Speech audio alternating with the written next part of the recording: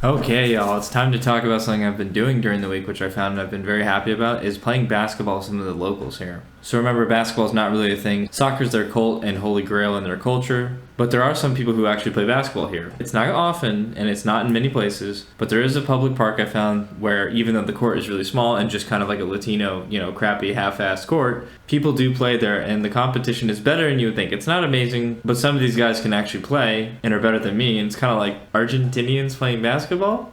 Wow. I'll just try to give you the quick Latino experience of what the court is like. Basically, the court is inside of a cage. It's not really that big, and so the three-point arc is only in the top part. The sides are cut off, so the court's pretty small, and the full court's not really full-size regulation either. So you're kind of playing on this skinny version of what you would normally play on. So if you're playing defense, you don't actually have to move that much, which is kind of funny. But wait, there's more. The worst part about playing on one of these courts is not only do the rims kind of wobble up and down a little bit from the ball hitting it, because they're kind of not exactly the most stable and made with the best material. The worst part is the basketball hoop has a shared soccer goal, so the goalposts are right under the basketball hoop, and if you slide and violently slip into it, which is very possible given how slippery this concrete is, you can severely injure yourself and do damage to your head. Now, I haven't seen this happen yet, and hopefully doesn't happen to us, right? But it's very possible, and it's an accident waiting to happen. So overall, even though it's a little bit disappointing, given the expectation was not be able to find anyone to play, it's actually been pretty reasonable and fun to play. Most people don't speak English, which is fine. I'm just happy to be able to play and find a semi-decent level in a public park, Of course, as you play later and later into the night, the kind of problem players and people who have bad attitudes start to come out, and then it's not so fun. So it's better to get there before those types of players get there. I'll put the location in the description so that if you do end up down here, you can go play there if you would like to try it for yourself. But it was a pleasant surprise to find a place where people at least play, And the last thing I wanted to mention was actually, I went there with a person who could speak English once,